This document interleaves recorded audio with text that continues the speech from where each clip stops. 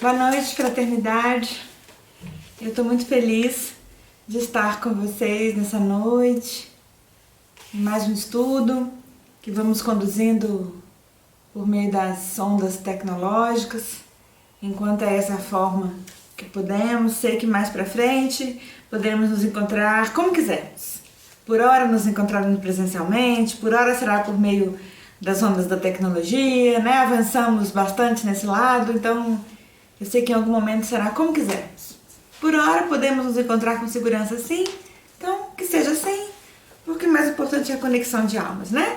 Estou muito grata, feliz e também muito saudosa da casa, mas grata e feliz por estarmos juntos nessa noite, tá? Conectados. O tema que nos traz para reflexão nessa noite está aqui em Pão Nosso, é a lição 123, chamada Condição Comum. Nessa lição, Emmanuel faz uma reflexão acerca de uma passagem de Marcos, que é aquele momento tão significativo do Evangelho, quando o pai do filho chamado lunático procura. E o pai fala então com o mestre: Senhor, tem misericórdia do meu filho, porque ele é lunático. É assim que o pai fala, é assim que as pessoas se expressavam com relação a problemas da alma que não eram conhecidos, né? O menino, a gente compreende pelo desenrolar da história, que sofria de uma situação de obsessão grave, né? Porque Jesus o cura naquele momento, afastando dele os espíritos que condominiavam com ele naquele momento o corpo físico, né? Entendendo a obsessão, como Manuel Filomeno de Miranda nos fala, que às vezes é um condomínio, como você nunca sai do seu corpo, mas acaba se acoplando a outras entidades, né? Então, nesse sentido. E aí, no parco conhecimento daquela época, o pai pede, né? O coração do pai pede ao mestre: tem misericórdia do meu filho. E quando Jesus pergunta para ele se ele crê que ele era capaz de curar, né? E aí ele fala, a fala que Emmanuel traduz assim: o pai do menino clama em lágrimas: eu creio, Senhor, ajuda a minha incredulidade. Porque ele se reconhecia como alguém que titubeava na fé, né? E aí ele pede socorro especialmente porque ele não acreditava no que poderia ser feito. É um momento muito bonito em que Jesus liberta aquele menino do jugo obsessivo daquele momento, né? Compreendendo que sempre que Jesus separava espíritos que se ligavam nessa condição infeliz obsessiva, ele falava para o obsedado: vai, não peques mais. Porque hoje já compreendemos que a obsessão é um conúbio de almas que vibram na mesma faixa, né? Então a cura verdadeira só se dá quando um dos dois, né, o obsessor, o obsedado, mudam seus hábitos, sua faixa vibratória. Mas naquele momento, arrisco-me a dizer que somente Jesus tinha esse conhecimento no seio daquela convivência naquele momento, né? As pessoas não entendiam. E aí o pai do menino pede então a cura e reconhece naquele momento. E é exatamente esse ponto que Emmanuel pega pra gente reflexão, pra nossa reflexão, quando ele fala de condição comum. É que o homem, ele queria, mas ele titubeava na fé. Então ele pede para Jesus e pede, ao mesmo tempo que ele pede perdão pela incredulidade dele. E Emmanuel pede que reflitamos sobre nós, como nos comportamos, né? E aí ele fala sobre os crentes do Evangelho atuais, que somos todos nós.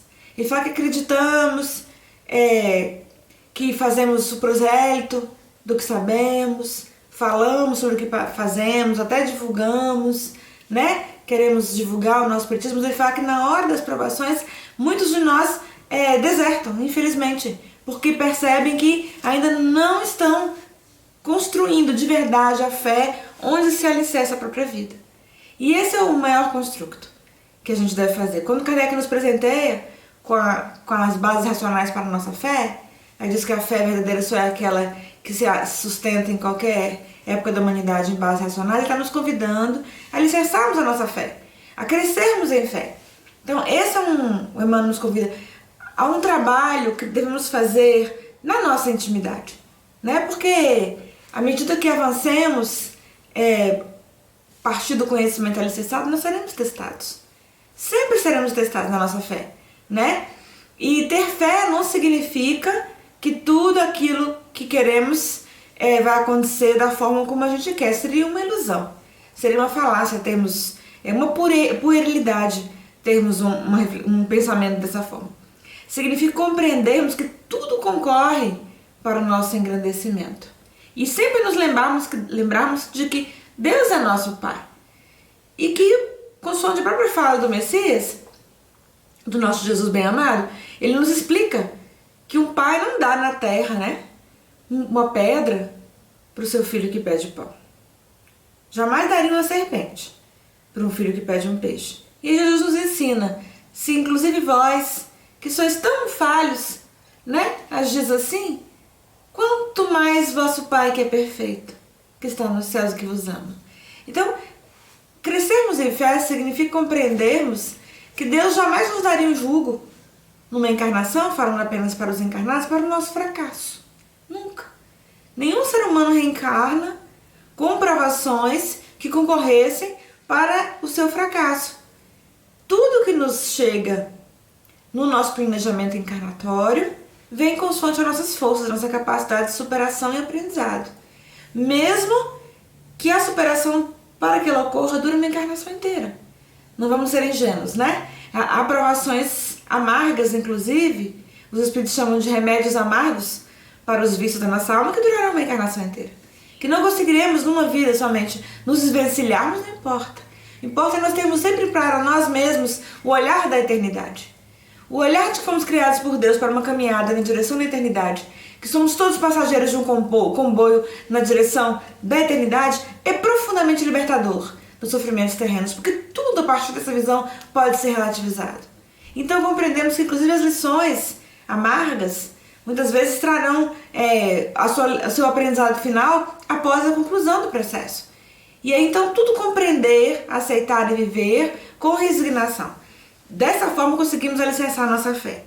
Então, agora, é preciso que a gente esteja atento, porque a resignação que nos ajuda a crescermos, inclusive em fé, quando compreendemos que há momentos, há escolhas, há ações que estão fora da nossa alçada, então crescemos na fé porque compreendemos que Deus permitiu. A resignação não pode deixar com que nós, por um entendimento equivocado, sejamos lenientes diante do que devemos fazer, tá bom? Então, assim, ser resignados significa olhar para algumas situações e compreendermos que naquele cenário não há o que ser feito. E então aceitarmos. Isso faz crescer a nossa fé, inclusive, porque compreendemos que Deus é nosso Pai, que olha até que alimenta os pássaros que voam no céu e que veste os lírios do campo de uma forma que nem Salomão em toda a sua glória jamais se vestiu, não nos deixa esquecidos. Jamais, ninguém está esquecido do amor de Deus. Então, e do olhar paternal de Deus por nós todos. Então isso nos alicerça em fé. Nos permite crescermos em resignação, mas nunca sermos lenientes diante do que deve ser feito. Por isso, Francisco de Assis ficou tão conhecida a sua oração da paz, né? Quando ele fala, Senhor, fazei de mim um instrumento de vossa paz. Há uma outra oração dele também, que é igualmente linda, porém menos conhecida. Quando Francisco de Assis nos fala assim, vejam, o que é crescermos em fé, ao compreendermos que há momentos de pausa, né? E há momentos de trabalho, que consoante Eclesiastes, há tempo para tudo debaixo do céu, né? Francisco de Assis fala assim, Senhor, ajuda-me, adaptando, tá? A oração dele. Senhor, ajuda-me a levantar-me todos os dias e fazer as transformações que têm que ser feitas, as mudanças que têm que ser feitas na minha vida. Senhor, ajuda-me a trabalhar na seara onde Tu me aguardas. Muito importante isso, porque os Espíritos nos falam, Emmanuel nos fala, que a única paralisia que a gente não pode aguardar na Terra, gente, é a paralisia dos paralíticos da vontade, daqueles que nada fazem, que buscam na ociosidade passar o tempo desperdiçando um recurso precioso que Deus nos concede, que é o tempo, que o tempo, como Emmanuel fala, vem de Deus. Então jamais estarmos lenientes diante do trabalho. Porque se você já falava, Senhor, ajuda-me a trabalhar em Tua gleba, a fazer o que tem que ser feito, Senhor. Mas também, Jesus, há momentos em que não há o que ser feito. Quando olhamos para aquelas situações e percebemos que naquele momento, naquele cenário, eu com minhas diminutas capacidades não tenho o que fazer, não posso agir. E então nesse momento, Senhor, que a resignação acampe em meu coração. Gente, esses dois cenários nos ajudam a compor em nós a fé, né? E aí ele termina falando assim: especialmente, Senhor, dá-me sabedoria para distinguir um cenário do outro. Então, a fé operante é aquela que nos permite levantarmos de nós mesmos, consoante a lição de Emmanuel, que é com os joelhos desconjuntados mesmo. Como aquele pai que pede a Jesus a cura e que reconhece em si a fé ainda tão pequena para enxergar a cura. E o mestre reforça nele: tu crês? Ele diz: sim, Senhor, eu creio. Reforça em mim minha fé, mestre. A fé operante é essa, que ainda crescente em nós, nos permite levantarmos de nós mesmos para fazer o que tem que ser feito. Para que não coloquemos nunca mais a cota de trabalho que nos pertence nas costas de quem quer que seja. Para que não almejemos jamais, nunca mais, transferir a cota de labor, de suor, de trabalho que nos pertence, que é nossa, para quem quer que seja, a bem da nossa própria evolução. Por isso Franciscano Xavier falava de maneira tão bonita, né? Que para evoluirmos na Terra, nesse orbe tão bonito que Deus nos concede, mas tão atrasado, onde estamos nós tão atrasados, né? Ele falava assim, que para conseguirmos evoluir aqui era preciso a gente desidratar. Porque a evolução só se dá, a bem da verdade, com o suor do trabalho, quem sua muito desidrata, ou com a lágrima das dores verdadeiramente sentidas, e quem chora muito desidrata. Por isso ele fazia essa comparação para nos mostrar que a nossa construção aqui na Terra será sempre com base em suor, em trabalho e muitas vezes regada a lágrimas. Há choros que só você reconhece, porta dentro do seu coração, mas não importa, porque dessa forma você estará regando um caminho onde florescerão flores, miudinhas que sejam, mas que lhes pertencerá para a eternidade. Então jamais descurar da cota de labor, porque a cota de trabalho também nos faz crescer em fé, né? Teresa d'Ávila é reconhecida pela Igreja Católica como Santa Teresa d'Ávila. Ela tem um momento tão bonito da fé dela que nos mostra isso, da fé operante, né? A fé daquele que vai, faz, acredita, mas não deixa de fazer, né? Ela queria uma vez levar alguns donativos num cenário onde havia populações numa situação de muito sofrimento, né? Os órfãos da terra, os filhos de ninguém, os abandonados, os invisíveis. Esse momento pandêmico nos convida muito a isso, tá bom? Cresça a fé no seu coração, mas cresça também o amor. As dádivas que possamos distribuir sejam cada vez maiores em nós, né? Para nós compreendermos que muitas vezes nós seremos a resposta à oração de alguém na Terra, tá bom? A fé que alguém deposita na sua oração, muitas vezes terá como resposta uma ação nossa, e olha que bonito. Jesus espera que nós sejamos muitas vezes a misericórdia dele na Terra. Nós mesmos, assim, pequenininhos, diminutos, capacidade pequena, né?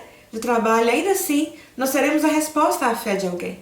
Por isso, nunca esmorecer, nunca parar, jamais descrer, mas sempre fazer, né?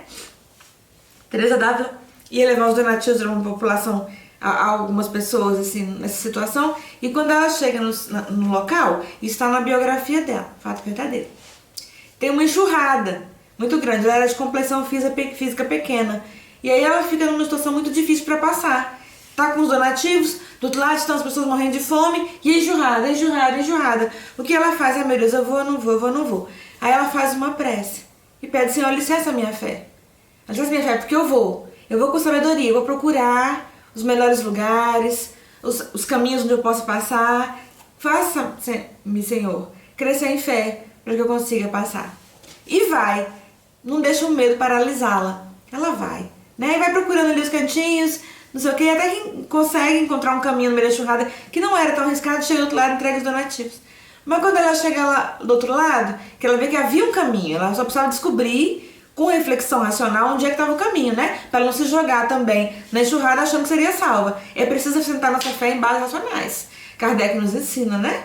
Com base no que a pleia de espíritos luminosos trouxe a ele na nossa codificação. Mas então ela foi testada na fé dela. Se ela iria ou não, em nome do Cristo, levar aqueles donativos. Ela vai refletindo e consegue chegar do outro lado. Quando ela chega do outro lado, já molhadinha, mas ela, e tendo visto que não tinha sido tão difícil não, atravessar, o mais difícil era crescer em fé no coração, né? Ela fala, Senhor, eis o momento, mestre, em que minha fé foi testada. E eu sei, Senhor, que esse foi um momento muito difícil. Por isso eu compreendo, Senhor, que os seguidores teus na terra são tão poucos. Porque muitas vezes, com o São José fala Emmanuel aqui, o Emmanuel fala que nos círculos religiosos nós repetimos o pai do filho chamado lunático.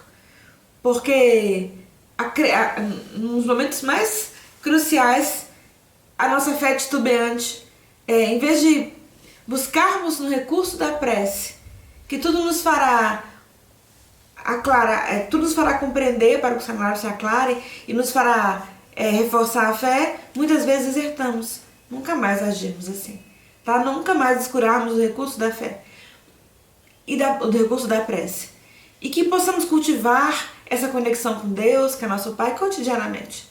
Porque também, gente, aprendemos com o próprio Emmanuel que a fé verdadeira, consolidada em nós, não se faz de improviso.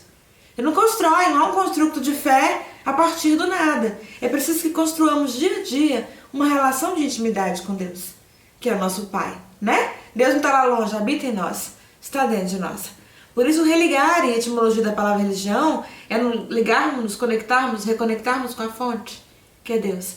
E que essa reconexão seja constante, seja permanente em nossa vida, para que a gente tenha uma relação de intimidade com Deus, que é nosso Pai, e a nossa fé, a partir dessa relação, cresça todos os dias. Os momentos de provação, os momentos duríssimos, difíceis virão, não tenhamos dúvida, nós estamos num mundo expiatório. Então o que é que se espera de alguém que está matriculado numa escola atrasada? São provas difíceis mesmo, todos os dias, as provas virão para nós. Mas cada vez mais olharemos para ela com tranquilidade, porque a nossa fé estará crescida em nós. Então jamais esperar que cheguem os momentos difíceis para a gente poder pensar em Deus, lembrar de Deus, lembrarmos como criaturas divinais, porque é isso que somos, né? Podemos estar em muitos lugares, fazendo muitas coisas na Terra, carregando alguns títulos, a mais às vezes, sinceramente falando, desimportantes, mas o que nós somos? Espíritos, filhos de Deus, e carregamos um DNA divinal, nós não podemos descurar disso nunca. Lembrar todo dia de construir um relacionamento com Deus, né? E como é que a gente faz isso? O recurso da prece é um recurso, mas não somente orar, também elaborar, né? Por isso Francisco de Assis, lembramos-nos muito dele nessa noite, falava que a gente podia sempre evangelizar a nós mesmos primeiro, né? Porque é impossível você dar algo que você não tem. Então como é que você vai evangelizar alguém se você não é evangelizado? Pensemos nisso, especialmente nós que somos pais, mães, temos tutelados à nossa volta, né? Sempre lembrar que a gente só consegue dar o que a gente tem. Então a responsabilidade muito grande de evangelizar seres humanos que vêm do espaço para os nossos braços requer, num primeiro momento, a auto-evangelização. Evangelize-se, né? Aí, num segundo momento, segundo a campanha da FEB, coopere com Jesus, evangelize. Mas a obrigação moral do evangelizador, especialmente o que é pai, que é mãe, que é tutor de almas que vêm do espaço dos seus braços, é se auto-evangelizar. Aí, evangelizar o outro. Não é possível a gente evangelizar alguém se a gente não se evangelizou. Não é possível. Querer educar se a gente não é educado. Passa valores que a gente não vive, nos quais a gente não alicerça a nossa vida, diante dos quais não nos esforçamos, né? Então pensemos bastante nisso. Francisco de Assis falava para a gente evangelizar sempre. Sempre. Primeiro nós mesmos, depois aqueles que estão à nossa volta.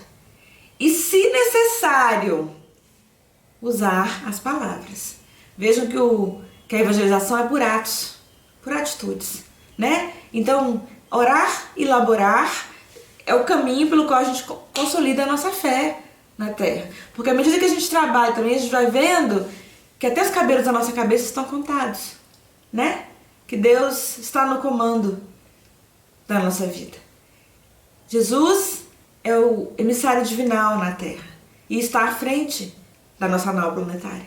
À medida que trabalhamos, percebemos então que nós somos pequenos fragmentos conquanto importantes, numa estrutura muito maior, que é dirigida por Deus, que é nosso Pai. Então, a nossa fé cresce na medida que a gente trabalha no bem, na seara do amor e da caridade compreendida como amor em ação todos os dias. Então, todos os dias orar, todos os dias laborar, todos os dias fazer, construir, trabalhar e em tudo, enxergar a mão de Deus. Consoante nos ensina Eurípides Bassanufo, essa alma esplendorosa, tido como o apóstolo do Espiritismo, né? Nesse mês de maio nós lembramos a data natalícia dele. Ele dizia assim, para a gente compreender como é bonito quando a gente cresce em fé e enxerga que Deus é nosso Pai, nos ama e que tudo concorre segundo a vontade dele para o nosso engrandecimento. Eurípides dizia assim: Deus, Pai, reconheço-vos, Senhor, no dia que começa como nova oportunidade de crescimento e aprendizado, adaptando a prece dele, tá? Senhor, reconheço-vos no sorriso da criança que principia a vida, construindo novas páginas encarnatórias. Também lhe reconheço, Senhor, no andar vacilante do idoso que conclui mais uma instância encarnatória. Deus, reconheço-vos, Senhor, no seio de mulher que faz um bebê de maneira aparentemente mágica em 9 meses.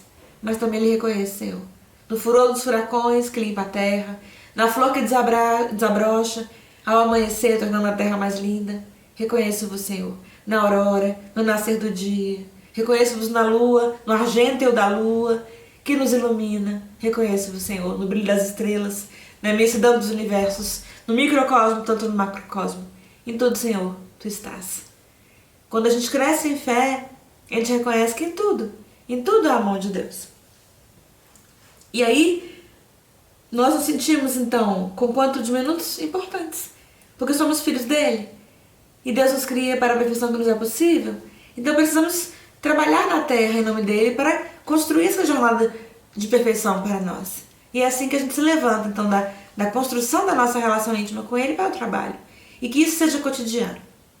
Ainda sobre a fé, para a qual a irmã nos convida aqui, né, a refletirmos e vivenciarmos, nos colocarmos na condição daquele que é provado, mas que a vivencia todo dia, lembramos-nos de uma história. Vou contar para vocês. Lá na história, revista Seleções, Reader's Digest, do original, a história da menininha que pergunta para o pai: o que é fé?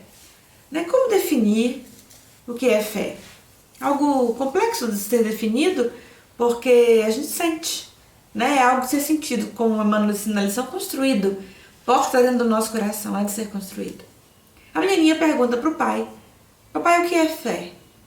E o pai, pensando ali na necessidade de passar para ela algum conceito acerca da questão, evangelizando, né? Cooperando com Jesus, ele não tem a resposta de pronto, mas pede a ela que espera que ele iria trazer uma resposta para ela. Passa alguns dias, eles moravam numa casa que tinha porão, que é um cômodo que fica debaixo da casa, né? Aí ele tem uma ideia iluminada. Ele desce até o porão, aí lá embaixo no porão, no cômodo, lá não tinha luz, então o porão era escuro, né? Ele fica posicionado na base da escada do porão e olha para cima. Lá acima tinha luz, né? Porque lá em cima era o solo, então tinha a luz natural do sol. Mas lá embaixo não tinha. Aí ele a chama. E aí ela vai então até a porta do porão e olha para baixo. Quando ela olha para baixo, ela não vê nada, tá tudo escuro, né? Porque lá embaixo não tinha luz. Mas ele estava na base do porão, vocês estão entendendo? Aí ele olha para cima e ele a enxerga lá em cima, porque atrás dela tinha luz, a luz do sol. E aí ele fala para ela assim: pula, filha, pula. Pausa na história. Você pula. Tudo escuro, é a voz do seu pai, em quem você profundamente confia, a quem você ama, e ele pede que você pule. Ela pensa um pouquinho, titubeia, mas de repente abre os braços e pula. Pula para o pai sustentá-la no ar, porque ele a enxergava. E aí ele fala para ela: minha filha, fé é isso. E muitas vezes nós teremos que pular nos braços de Deus. Fé significa, às vezes, a gente não está entendendo nada. O cenário está complexo, escuro, né? A gente não não consegue compreender o que está acontecendo. Mas ao adentrarmos nesse cenário, sabemos que Deus, que é nosso Pai, sempre nos sustentará nos braços paternais dele. Fé é isso, é você pular. E por mais escuro esteja, saber que Deus te sustenta naquele momento, naquele cenário, em quaisquer lugares da vida em que estejamos. Na face encarnada da nossa vida ou na face desencarnada da nossa vida, que é a vida verdadeira. Independentemente de onde estejamos, fé significa abrirmos os braços e acreditarmos. Mais que acreditarmos, sabermos. Porque quando a gente acredita que alguém nos falou, quando a gente sabe, já está em nós e ninguém tira de nós. E sabermos que Deus, que nos ama, sempre nos sustentará onde estivermos. Que possamos sempre crescer nessa fé. Às vezes será complicado, às vezes será difícil. A mais das vezes será complicado, a mais das vezes será difícil, devido ao nível do orbe em que estamos. Mas a certeza de que Deus nos sustenta em todos os momentos. Que Deus é por nós, há de nos levar adiante todos os dias da nossa vida. Queria encerrar lembrando-nos da fé do centurião romano, que procura Jesus também. Ele tinha um servo tão querido, tão amigo, em casa, adoecido, e ele procura Jesus. Ele procura Jesus rompendo todos os preconceitos da época, porque ele era romano, ele ocupava um cargo romano, não importa. Ele reconhece em Jesus a superioridade dentre as almas que já pisaram na terra.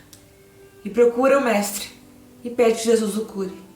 Jesus, tocado por aquele pedido daquela pessoa que atravessou os preconceitos da época e veio na direção do coração do Mestre, diz que vai com ele e ele fala que não precisa.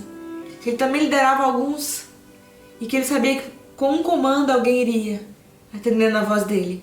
E que Jesus, nosso Mestre maior, a alma mais sublime, que Deus nos envia como modelo, bastaria que ele desse um comando e que todos os espíritos da terra o atenderiam. Bastaria que ele desse um comando e que o servo dele, amigo dele, ficaria curado. Jesus fica encantado com aquela fé e fala que Jerusalém não viu nenhuma fé tão grande e que o servo dele estaria curado devido à fé dele. Que a fé dele havia curado o amigo irmão do coração dele. Que a fé que há de crescer em nosso coração também nos cure. Que o nosso encontro com Jesus, que é somente nosso, é pessoal. Ninguém pode proporcionar a você um encontro que você tem que se dar com Jesus, que se dá portas dentro do nosso coração. Também nos faça reconhecer, como o pai do menino tido por lunático, a qual o Emmanuel nos convida a refletir, que a nossa fé é pequena, mas que no encontro com Jesus ela há de crescer.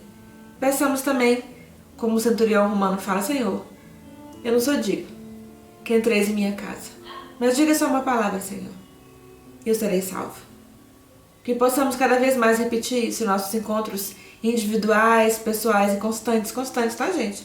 Para que a nossa fé se alicerce para Jesus. Senhor, não sou digno não que entreis em minha morada, entendendo agora a morada como o nosso coração, que é aqui que o Mestre quer morar, tá? Reconhecemos a nossa pequeneza, como o pai do menino lunático reconhece, mas diga, Senhor, uma palavra no hino da minha alma, e eu sei que serei salvo. Entendendo a salvação aqui, consoante os Espíritos ensinaram para Kardec. Fora da caridade não há salvação. Fora do amor não há salvação. A partir do nosso encontro com Jesus, seremos salvos pelo amor, que é Ele mesmo, para caminharmos no amor, crescendo, rompendo em fé, mas também em trabalho amoroso, correto e digno, todos os dias da nossa vida.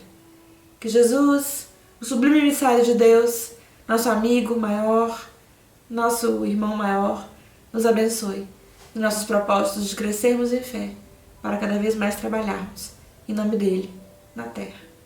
Obrigada, fraternidade.